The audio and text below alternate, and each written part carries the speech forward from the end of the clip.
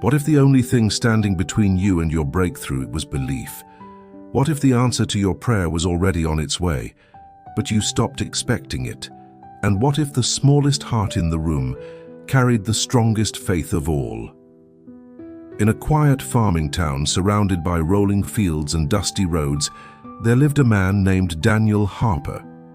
He was not a wealthy man, he was not famous, but he was known for his honesty, his steady hands, and his love for the land. Daniel lived with his wife Emily and their 7-year-old son Noah. Their house was small but warm, painted white with a wide porch where they often sat in the evenings to watch the sunset fade behind the cornfields.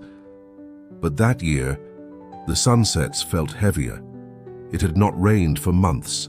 The soil had cracked open like dry skin. The once green fields had turned pale and brittle.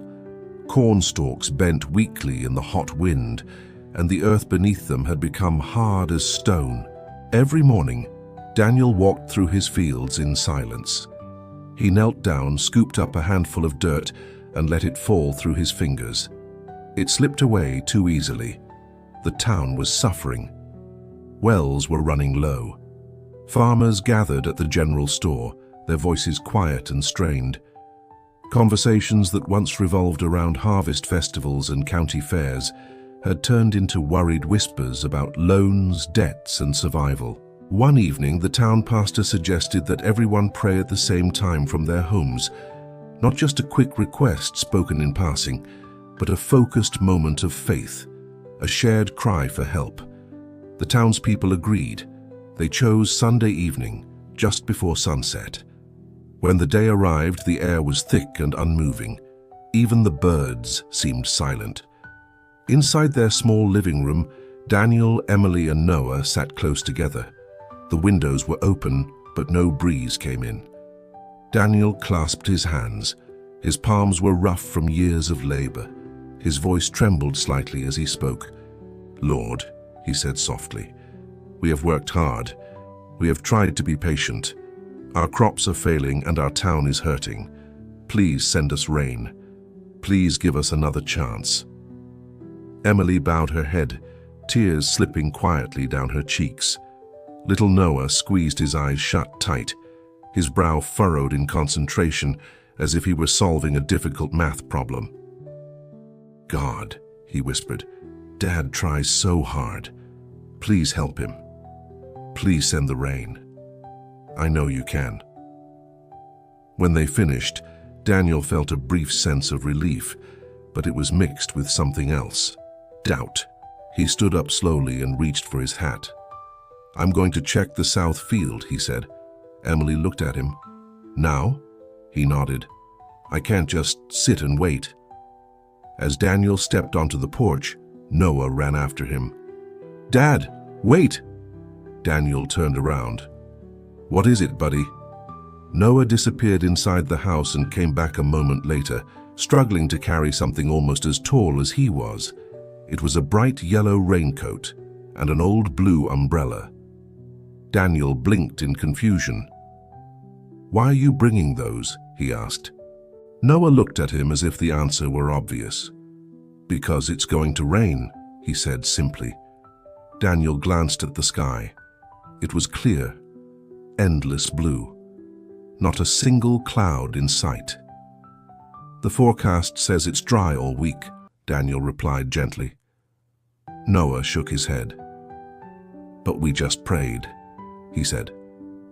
"If we really believe, shouldn't we be ready?" Daniel stood still. The fields stretched out behind him, silent and thirsty. He looked at the umbrella in his son's small hands.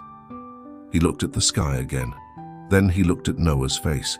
There was no fear there, no hesitation, just quiet certainty.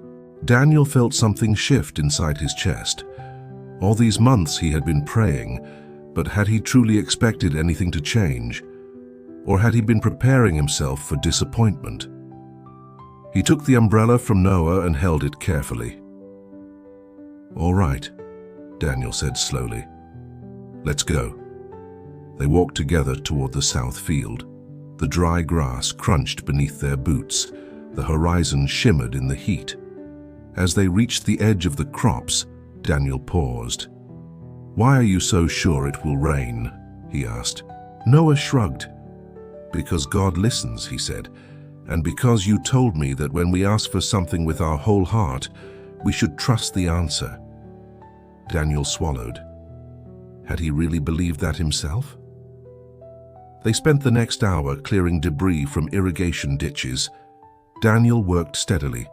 Noah tried to help, dragging small branches aside with determined effort. Every few minutes, Daniel found himself glancing at the sky, still clear, still silent. A neighbor, Mr. Collins, drove by in his old pickup truck. He slowed down and rolled down his window.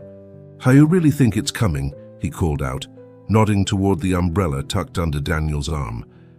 Daniel hesitated, then he surprised himself. "Yes," he replied. "I think it is." Mr. Collins gave a tired smile and drove on. The sun began to sink lower. Orange light spilled across the fields. Long shadows stretched over the cracked soil. And then something changed. A faint breeze brushed against Daniel's face. He looked up. On the far edge of the horizon, a thin gray line had appeared. Clouds. They were small at first, barely noticeable, but they were moving. Noah pointed excitedly. "See? I told you." Daniel's heart began to pound. The breeze grew stronger. The air shifted. The scent of dust was slowly replaced by something cooler, something alive. Within minutes, the gray line thickened. Clouds rolled in, gathering weight and depth. Thunder rumbled in the distance. Daniel opened the umbrella. The first drop fell on his hand. He stared at it as if it were a miracle. Then another drop, then another. Suddenly, the sky broke open. Rain poured down in sheets, drenching the fields, soaking the soil, washing away months of despair. Daniel laughed, a deep, relieved laugh he hadn't felt in a long time. Noah spun in circles, arms wide, raincoat flapping.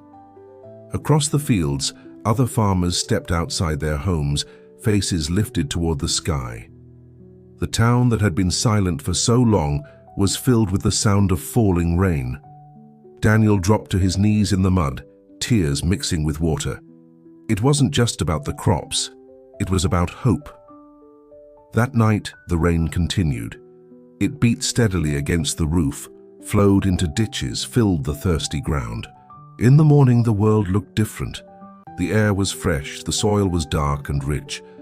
The cornstalk stood a little taller, but the greatest change wasn't in the fields, it was in Daniel. He realized something simple, yet powerful. Prayer is important, hope is necessary, but belief is what prepares you to receive. All those months, he had been asking for rain, while quietly bracing for drought.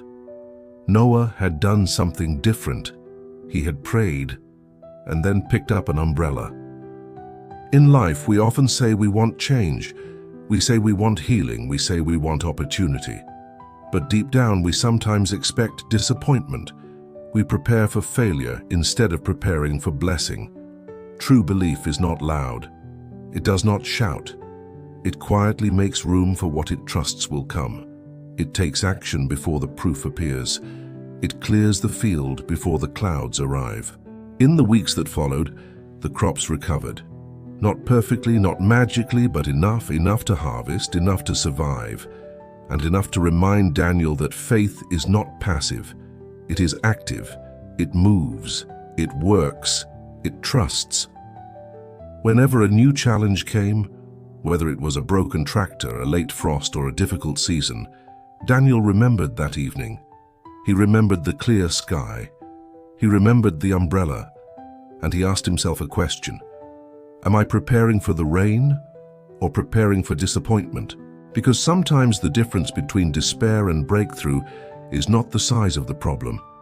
It is the strength of your belief. You may be walking through a dry season right now. Your efforts may feel unnoticed. Your prayers may seem unanswered. The sky above you may look painfully empty, but belief is not about what you see. It is about what you are willing to expect. It is about getting ready, even when the clouds have not yet formed. It is about showing up, even when results are uncertain. It is about choosing trust over fear. That little umbrella carried more than protection from rain. It carried confidence.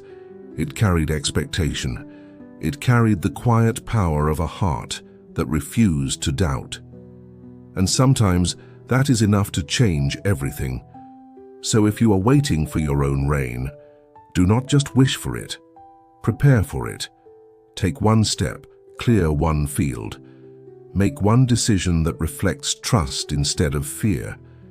Because when belief enters your actions, something shifts. Your posture changes, your voice steadies, your persistence grows stronger. And even before the clouds gather, you begin to feel hope again.